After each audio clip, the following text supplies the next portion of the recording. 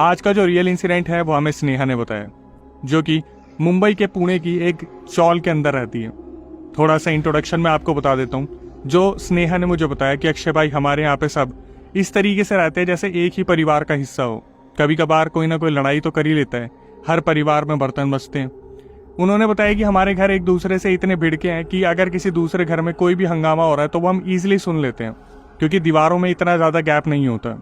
उन्होंने बताया कि ज़्यादातर वहाँ पर जो लोग हैं वो मिडिल क्लास से थोड़े नीचे के लोग रहते हैं। बसेरा वहाँ पर अपना डाल के सब मेहनत करते हैं, एक दूसरे से रिलेशन बना के चलते हैं, लेकिन कभी कभार किसी न किसी के बीच में लड़ाई तो हो ही जाती है।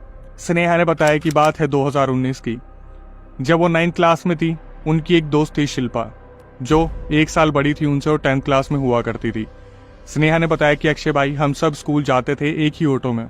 ऑटो भर के जाया करता था, सारे बच्चे हम उसी में जितने भी थे बैठ के जाया करते थे। खूब हंसी मजाक हुआ करता था, बस इस चीज़ का वेट हुआ करता था कि रात को कब लाइट जाएगी और कब सारे के सारे एक साथ बैठेंगे। और ऐसे ही हुआ करता था, जैसे ही शाम को 7-8 बजे चौल की लाइट जाती थी, सारे बच्चे निकल के 15-20 जितने ही बच्चे होते थे बाहर आके एक दूसरों के घर के बाहर बैठ के वहाँ पर भूतों की बात किया करते थे। स्नेहा ने बताया कि अक्षय भाई, 2019 में मैंने एक ऐसी चीज़ देख ली।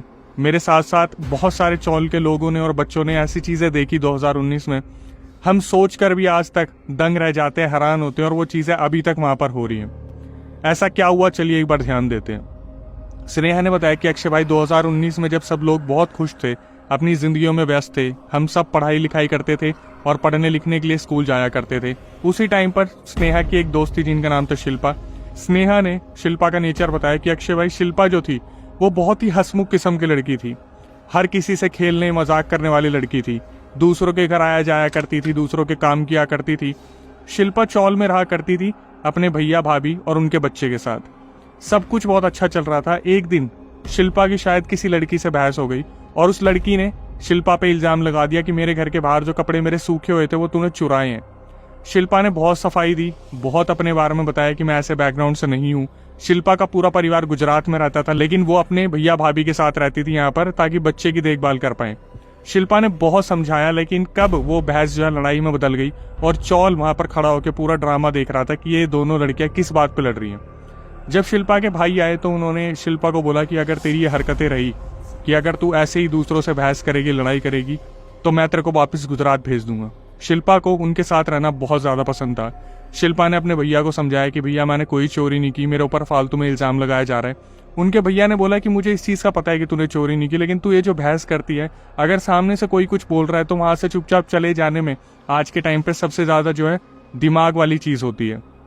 शिल्पा ने इस चीज़ को समझा, लेकिन अगले ही दिन जब वो स्कूल से वापस आई, फिर दोबारा उस लड़की की इनसे बहस हो गई। ये 2-3 दिन से होने लग रहा था, जहाँ पर रोज शिल्पा के भाई आते और उन्हें समझाते कि अगर तू यही हरकतें करेगी तो मैं तेरे को वापस गुजरात भेज दूंगा। और शिल्पा उन्हें यही बताती कि भैया मेरी कोई गलती नहीं है, वो बहुत ज़्यादा बोल देती है, बहुत एग्रेसिव तरीके से माँ बहन की गालियाँ देती है, इसलिए मैं नहीं सुन पाती, वो आप लोगों के लिए भी बोल देती है। शिल्पा के भैया एक दिन जाते हैं उस परिवार के पास और उन्हें बोलते कि देखो, आप अपनी बेटी को समझाओ।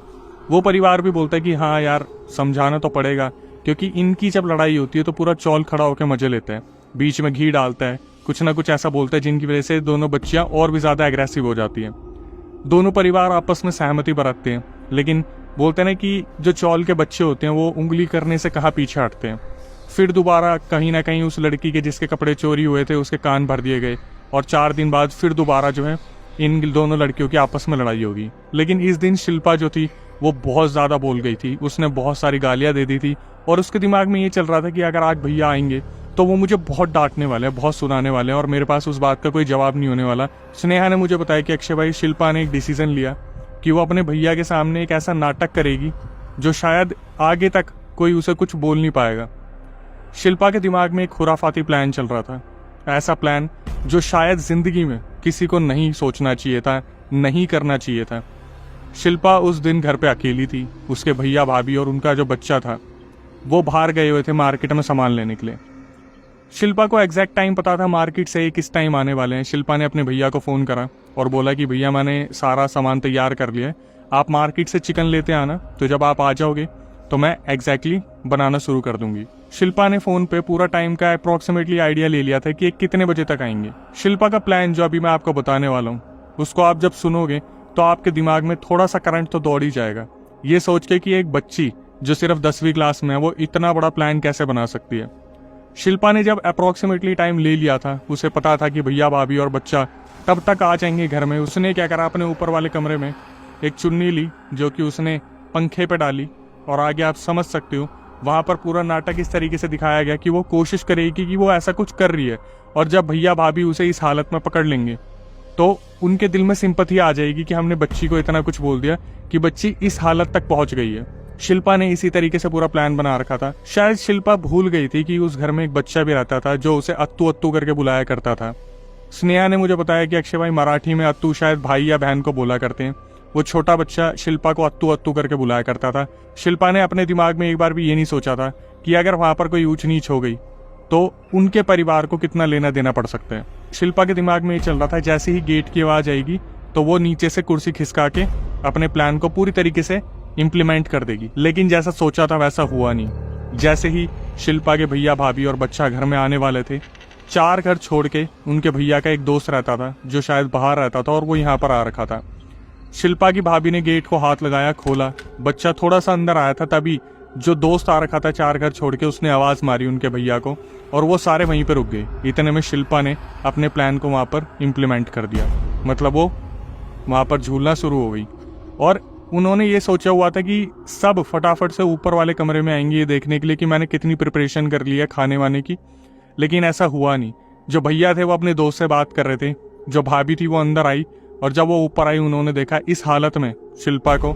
उनके दिमाग में एक ही चीज चल रही थी कि मैं क्या करूं, और वो इतनी ब्लैंक थी कि जब सारी सिचुएशन उनकी भाभी ने दूसरों को बताई तो स्नेहा ने मुझे बताया कि अक्षय भाई भाभी ने बाद में बताई ये चीज कि जब वो ऊपर पहुंची उन्होंने देखा ये पूरा जो कांड चल रहा था वहां पे, उस टाइम पर भाभी ने देखा साक्षात जो चीजें हो रही थी, तब भी जो शिल्पा थी जो ये सब कुछ कर रही थी वहां पर लटक चुकी थी, उनके अंदर अभी भी कहीं ना कहीं सांसें मौजूद थी।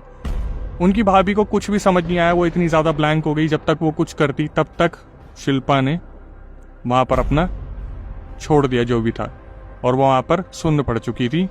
उन्होंने इस जिंदगी को अलविदा कर दिया था।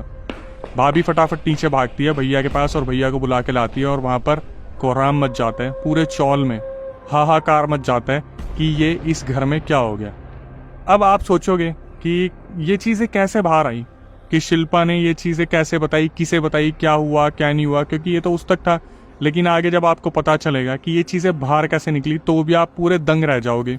हुआ क्या, उसके जो रिचुअल्स थे वो परफॉर्म करे गए, सारी चीजें हुई, उसकी फैमिली को बुलाया, गुजरात से वो आए, लास्ट राइट्स परफॉर्म किए गए, जो भी विधि विधान थी सब कुछ हो गया, और ये लोग सारे के सारे अपने घर में वापस आ गए जो चौल वाला घर था।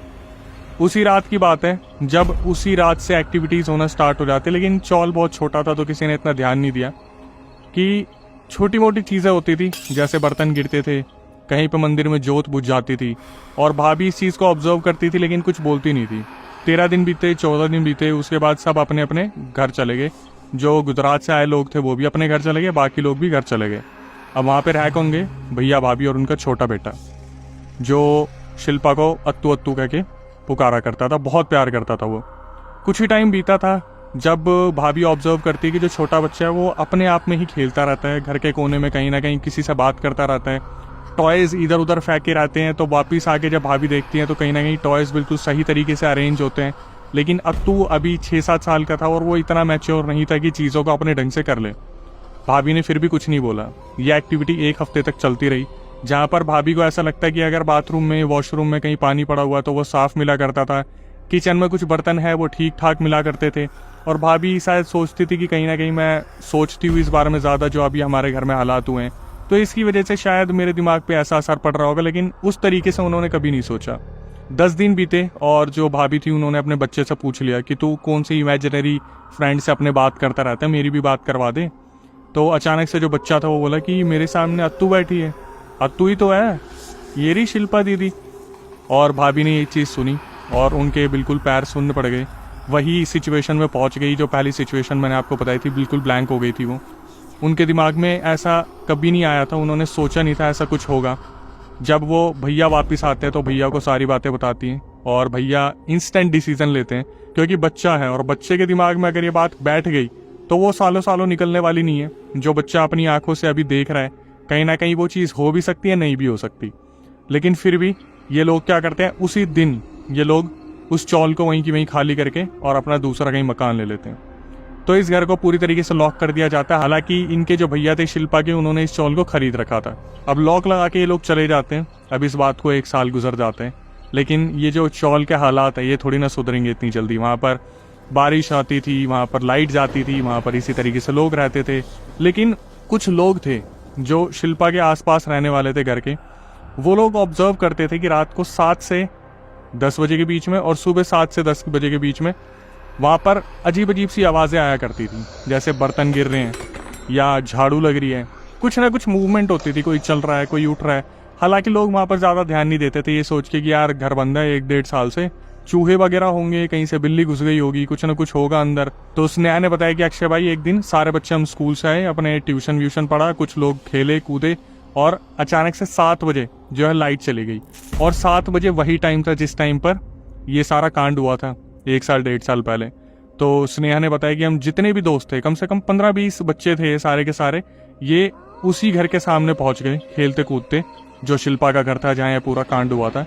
और वहां पर बैठ के ये आपस में बात करने लगे धीरे धीरे, और जो बातें थी वो कब भूत प्रेत की आने लगी, जिन डायन वहाँ पे डिस्कस होने लगे और एंटिटीज की बातें करना शुरू करे। तो वहाँ पे जो सबसे बड़ा लड़का था वो एग्जैक्टली गेट के बाहर बैठा हुआ था और वो थोड़ा सा ऑब्जर्व करते हैं, जैसे 7:10 हुए कि उस गेट के पीछे जैसे कोई झाड़ू लगा रहा है। धीरे धीरे वहाँ पर बर्तन गिरने लगे, धीरे धीरे वहाँ पर किसी के चलने की आवाज़ें आने लगी, धीरे धीरे ऐसा लगा जैसे अंदर से कोई गाना गुनगुना रहा है। और जितने भी बच्चे थे वो बहुत ज़्यादा हैरान हो गए थे। जो सबसे बड़ा बच्चा था वो सारे बच्चों को बोलता एकदम चुप हो जाओ, शांत हो जाओ और सब कान लगा के सुनो, इस घर में से कुछ आवाज़ें आ रही हैं। 15 के 15 बच्चे सारे कान लगा के सुन रहे थे और वहाँ पर किसी लड़की की गुनगुनाने की आवाज़ आ रही थी। ये बच्चे इतने ज़्यादा बुरी तरीके से डर गए, इतने ज़्यादा बुरी तरीके से डरे कि ये सारे के सारे भागे अपने घरों में। सब अपने अपने घर गए। लाइट नहीं आ रही थी, कोई गिरा, कोई इधर उधर भाग के गिरा, कोई गड्ढे में गिरा, लेकिन इतने ज़्यादा डर गए थे सब वहाँ पर भागे और अपने घर में जाके सबको बता दिया कि शिल्पा जो थी उसके घर से ऐसी ऐसी आवाज़ें आ रही हैं। और सारे बच्चों ने सुना। हालांकि जितने भी बच्चे थे जो अपने घर वालों को बता रहे थे, सारे घर वाले उनकी बात सुन रहे थे, लेकिन यकीन कोई भी नहीं कर रहा था। किसी के दुक्के ने करा तो जब वहाँ देखने गया तो वहाँ कोई आवाज़ नहीं आ रही थी, क्योंकि आवाज़ आने का जो टाइम था ये 7 बजे से लेकर रात के 10 बजे तक का था और सुबह 7 बजे से 10 का जब सफाई का पूरा काम होता था, खाने का पूरा काम होता था। अब हुआ क्या, 1-2 दिन तक तो सब कुछ शांत रहा। ये सब कुछ होने के बाद जब बच्चे भागे थे, उसके बाद जो शिल्पा के घर के आसपास रहने वाले लोग थे वो पहले ही इस चीज़ को ऑब्जर्व किया करते थे कि शिल्पा के घर से आवाज़ें आती हैं। उन्होंने जब इस चीज़ को ऑब्जर्व करा कि बच्चों ने कुछ सुना और बच्चे भागे हैं, तो उन्होंने भी क्या करा, कान लगा के सुनने की कोशिश करी जब शाम के 7 से 10 का टाइम आता था। और उनकी वो हालत हुई मैं नहीं बता सकता। स्नेहा ने बोला कि अक्षय भाई आप कैसे बड़े लोगों को भागते देखोगे, बुजुर्ग भी वहाँ से जो है अपनी धोतियाँ उठा के भागे हैं।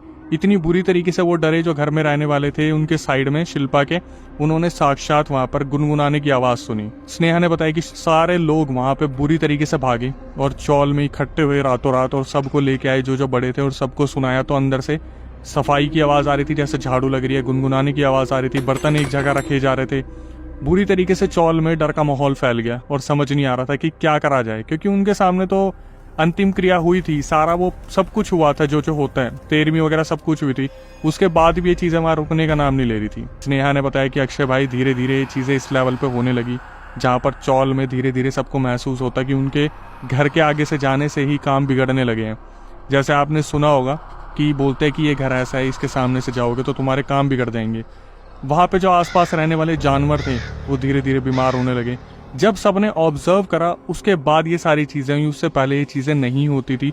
जैसे उस घर में जो एंटिटी थी शिल्पा की, वो अपनी मौजूदगी अब वहाँ पर बुरी तरीके से दिखा रही थी उस चौल में। चौल वालों ने एक डिसीजन लिया कि भाई हम तो ये गेट खोलेंगे नहीं, ना ही हम देखेंगे। तो उन्होंने भैया भाभी को फ़ोन करा, जो गुजरात वाली फैमिली थी उनको फ़ोन करा और बोला कि इस घर में कुछ ना कुछ दिक्कत है, आप लोग आके देखो। एक दिन निकाला गया और जब वहाँ पर सब इकट्ठे हुए, गुजरात से भी लोग आए और जो भैया भाभी थे वो भी आए, और वो जो छोटा बच्चा था उसे तो लेके आना ही पड़ेगा वहाँ पर। तो गेट खोलने पर वहाँ पर जो हालात थे उसको देखने के बाद सबके पसीने छूट गए। 1.5-2 साल बाद जो घर खुला, जहाँ पर बुरी तरीके से जाले होने चाहिए थे, मिट्टी होनी चाहिए थी, वो घर अंदर से बिल्कुल चमचमा रहा था। उधर ऐसे सफाई हो रखी थी जैसे रोज शाम को सुबह यहाँ झाड़ू लगती है, गैस ओवन साफ होते हैं, बिल्कुल चकाचक बाल्टी मग्गे सब कुछ अपनी जगह पर, सब कुछ परफेक्ट तरीके से रखा हुआ है। कोई जाला नहीं, कोई छिपकली, कुछ भी नहीं, कुछ भी ऐसी चीज़ नहीं जहाँ पर लोगों को देख के शक हो कि भाई ये 1.5-2 साल से घर बंद है। अब ये लोग जब अंदर घुसे तो बच्चा अचानक से हाथ छुड़ा के भागता है कि अत्तू अत्तू अत्तू, दीदी आप यहीं हो, दीदी आप यहीं हो, और जाकर एक जगह बैठ जाता है। सब लोगों की क्या हालत हुई होगी आप समझ सकते हो। सब लोग वहाँ पर बुरी तरीके से डर गए। जो दूसरे चौल के लोग थे वो भी ये चीज़ देख रहे थे और उनकी भी वही हालत हो रही थी। फिर वहाँ पर एक डिसीजन लिया जाता है कि जो नियर बाय, सबसे नियर बाय जो बाबा तांत्रिक है उन्हें बुलाओ। उन्हें बुलाया गया तो वहाँ पर फिर दोबारा यही सारी चीज़ें हुई कि विधि विधान होगा, हवन होगा, पूजा होगी, सब कुछ होगा। तो जिस दिन वहाँ पर हवन पूजा हुई उस दिन क्या हुआ, उस एंटिटी ने अपने आप को बिल्कुल भी शो नहीं करा कि वहाँ पर कोई एंटिटी है। घर को पूरी तरीके से क्लीन कर दिया गया। तो जिस रात ये लोग वहाँ पर हवन वगैरह करवा के उस घर में रुके थे, गुजरात से मौसी जी आई थी शिल्पा की। तो मौसी जी को एक सपना आता है कि शिल्पा उनके सपने में आके बोलती है कि आप लोग अचानक से ऐसे घर बंद करके चले गए और भैया के बच्चे को भी मुझसे दूर कर दिया। आप लोगों ने पूरी तरीके से घर बंद कर दिया। आप लोग रहो, मैं कुछ भी नहीं कहूँगी, मैं यहाँ पर हूँ, मुझसे गलती हुई, मैं अपनी सज़ा भुगत रही हूँ, लेकिन मैं आपको कुछ नहीं कहूँगी। लेकिन आपने इस तरीके से मुझे यहाँ पर अकेला छोड़ दिया, मैं क्या करूँ, मैं इस घर की रखवाली करती हूँ। मैं आपसे हाथ जोड़ के विनती करती हूँ कि आप सब जो है अपना पूरा परिवार बसा लो। मौसी जब सुबह उठी उन्होंने ये चीज़ सबको बताई और बाबा तांत्रिक से कांटेक्ट करा गया। उन्हें बताया कि आपने हवन करा था तो ऐसे ऐसे वो सपने में आई थी। तो जो बाबा तांत्रिक थे उन्होंने सबके सामने ये चीज़ बोल दी कि जितनी जल्दी हो सके इस घर को छोड़ के चले जाओ, क्योंकि उस आत्मा को ऐसा मुक्ति मिलेगी नहीं। और वो आत्मा अब किसी की सगी ही नहीं है, तो किसी के साथ कोई भी ऊंच नीच कर सकती है। अब जो आगे मैं बताने वाला हूँ उसको सुनने के बाद शायद आप थोड़ा सा डर जाओ। उस घर को परमानेंट लॉक कर दिया गया। भैया भाभी वहाँ से चले गए, सब वहाँ से चले गए। 7 से 10 के बीच में अभी भी वहाँ पर यही सारी चीज़ें होती है, सुबह 7 से 10 और रात के 7 से 10 बजे। लेकिन जो सबसे अलग एक चीज़ सुनने को मिली, जो छोटा बच्चा है अब वो कहीं भी रहे वो एक ही चीज़ बोलते हैं कि अत्तू मुझसे मिलने आती है, अत्तू अभी भी मुझसे मिलने आती है, शिल्पा दीदी मुझे मिलती है, वो मेरा ध्यान रखती है। आई होप उसी तरीके से आपको गूज़बम्स आ गए होंगे जैसा मुझे आए हैं, क्योंकि मैंने हर रियल इंसिडेंट में ये सुना है कि हवन पूजा के बाद वो एंटिटी मुक्त हो गई, लेकिन यहाँ पर वो जो अटैचमेंट उस बच्चे से है उस एंटिटी का कभी ख़त्म ही नहीं हुआ और शायद हो भी नहीं पाएगा। अब आगे क्या होगा देखते हैं। अगर हमें कभी स्नेहा ने आगे की कोई बात बताई जहाँ पर ऐसी कोई चीज़ खुल के आती है कि उस घर को किसी ने लिया और अगर ऐसा कुछ हुआ तो देखते हैं। अदरवाइज जो मेरी आपसे रिक्वेस्ट है यहाँ पर आके कि जो लोग न्यू आए हैं चैनल पे, जो लोग नए व्यूअर्स हैं, उनसे मेरी रिक्वेस्ट है चैनल को सब्सक्राइब कर ले, बेल नोटिफिकेशन ऑन कर ले। ये मोटिवेशन थोड़ा हमें आपसे चाहिए होता है ताकि हम ऐसे रियल इंसिडेंट आपके सामने लेके आते रहे, ताकि पैरानॉर्मल अवेयरनेस वीडियो आप तक पहुंचे। तो moral of the story conclusion भी मैं आपको बता देता हूँ कि आप गलती से ऐसे घर को ना ले लो। बस बैकग्राउंड वेरिफिकेशन करना बहुत ज़रूरी है। गलती से भी सस्ते रेट में मिल रहा हो तो भी भाई बच के रहना, क्योंकि ये घर बहुत ज़्यादा शापित होते हैं। इसके बाद यही कहूँगा, आपकी बारी डिमांड पर हमने पॉडकास्ट चैनल स्टार्ट किया है जिसका नाम है अक्षय वशिष्ठ हॉरर शो, जिसका लिंक आपको डिस्क्रिप्शन में मिल जाएगा। आप उस पॉडकास्ट का हिस्सा बन सकते हैं। तो प्रक्रिया मैं आपको बता देता हूँ।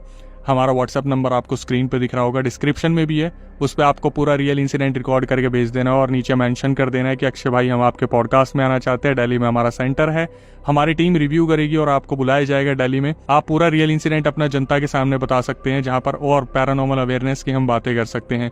कभी आपके साथ कोई पैरानॉर्मल इंसिडेंट हुआ हो तो आप उसे रिकॉर्ड करके भेज सकते हैं। स्क्रीन पे और डिस्क्रिप्शन में भी आपको नंबर मिल गया होगा। आखिरी में आके यही कहूंगा, जिस तरीके से इंस्टाग्राम यूट्यूब को प्यार दे रहे हैं, फेसबुक को भी उसी तरीके से प्यार दीजिए। और जो हमारा पॉडकास्ट चैनल का लिंक है उसे जाके सब्सक्राइब कर लो भाई। कभी भी जितनी जल्दी हो सके हम वहाँ पर पॉडकास्ट लेके आने वाले। बस आप जनता जनार्दन जो है अपना प्यार दिखाइए उस पॉडकास्ट चैनल को। अक्षय वशिष्ठ हॉरर शो हमारे पॉडकास्ट चैनल का नाम है। एट द एंड अपना ध्यान रखिए और नई वीडियो नए पॉडकास्ट आने तक stay tuned with the channel. उन्होंने जैसे ही घर खोला सब लोग शॉक हो गए। वो घर 1-1.5 साल से बंद था, मगर वो घर ऐसा लग रहा था कि अभी कुछ समय के लिए वो बंद करके वो लोग बाहर गए। ऐसा वो घर था, बिल्कुल क्लीन, कहीं धूल नहीं, कुछ नहीं, कुछ नहीं, कुछ नहीं।